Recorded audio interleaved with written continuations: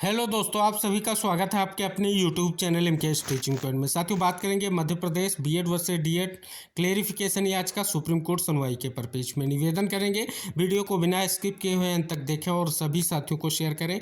जो साथी चैनल पर पहली बार विजिट कर रहे हैं तो कृपया चैनल को सब्सक्राइब करके बेल आइकन प्रेस कर लें। जैसा कि साथियों आप सभी को अवगत करा दें, हाई कोर्ट में एक महत्वपूर्ण केस जो है उसमें बीएड वर्सेस जो डीएड का मैटर है वो लगातार सुनवाई को लेकर के सूचीबद्ध हो रहा है।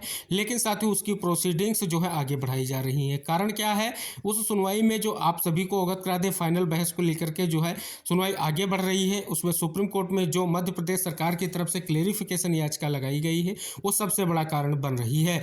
बात करें साथियों, आज जो सूचना निकल कर आ रही है तो साथियों अनिरुद्ध बोस सर की बेंच में आज फिर से जो है डीएड की तरफ से एडवोकेट मैम ने एक बड़ा प्रयास फिर से किया है कि जल्द से जल्द जो है केस को सूचीबद्ध किया जाए। इसको लेकर के उन्होंने एक बार फिर से आज प्रयास किया है और उन्होंने स्पष्ट तौर पर जस्टिस को संज्ञान दिलाने का प्रयास किया है कि एक बार फिर से जो है जो स्पेशल बेंच गठन को लेकर के आदेश दिया गया था उस पर विचार किया जाए और जल्द से जल्द स्पेशल बेंच का गठन कर इस मामले का निस्तारण कराया जाए।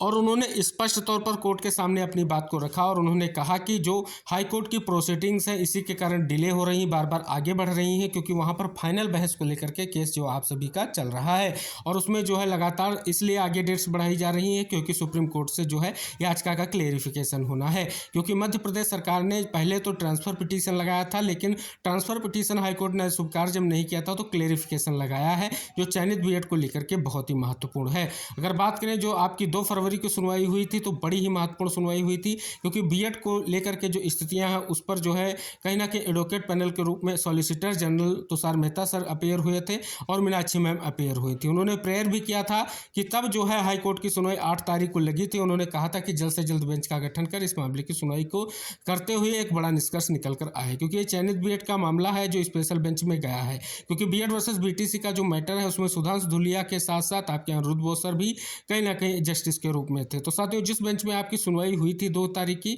उसमें अनिरुद्ध बोस सर थे लेकिन जस्टिस सुधांशु धूलिया सर नहीं थे, तो इस वजह से जो है सुनवाई स्पेशल बेंच के पास भेजी गई है।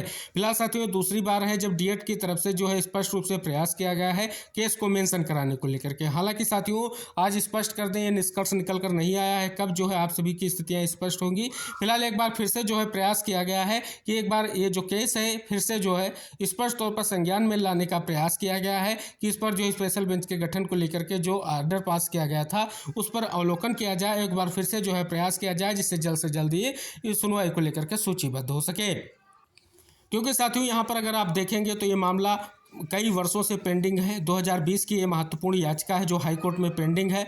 अगर बात करें उस पर अब फाइनल बहस को लेकर के केस लगा, लेकिन साथियों सरकार ने स्पष्ट तौर पर बीएड चयनितों को लेकर के ये महत्वपूर्ण निर्णय लिया कि सुप्रीम कोर्ट में क्लेरिफिकेशन याचिका की सुनवाई के साथ साथ निष्कर्ष निकाला जाए। तो साथियों यहाँ पर पूरी संभावना एक बार फिर से दर्शाई जा रही है कि जो प्रयास किया गया है इसका जल्द सकारात्मक परिणाम देखने को मिलेगा और केस फिर से जो है स्पेशल बेंच के गठन के साथ साथ सुनवाई को लेकर के सूचीबद्ध होगा। हालांकि साथियों उन्होंने स्पष्ट तौर पर ये कोर्ट के संज्ञान में लाया, लेकिन साथियों आप सभी को अवगत करा दें जस्टिस ने स्पष्ट तौर पर कहीं ना कहीं कुछ चीजें अवगत कराई हैं, उस भी यहाँ पर स्पष्ट तौर पर मेंशन कराने को कहा गया है। एक बार फिर से देखते हैं कि आगे क्या स्थितियां रहती हैं। जैसे ही केस मेंशन होता है सुनवाई को लेकर के स्पेशल बेंच का गठन होता है, कोई महत्वपूर्ण सूचना और निकल कर आती है, हम आप तक वीडियो के माध्यम से जरूर जानकारी शेयर करेंगे। तो सभी साथियों से निवेदन रहेगा इस वीडियो को जरूर शेयर कीजिएगा और जो चैनल पर नए हैं तो चैनल को जरूर सब्सक्राइब करके बेल आइकन प्रेस कर लें, जिससे सारी महत्वपूर्ण जानकारी आपको ससमय प्राप्त होती रहे। मिलते हैं नेक्स्ट अपडेट के साथ, तब तक के लिए टेक केयर, बाय बाय साथियों।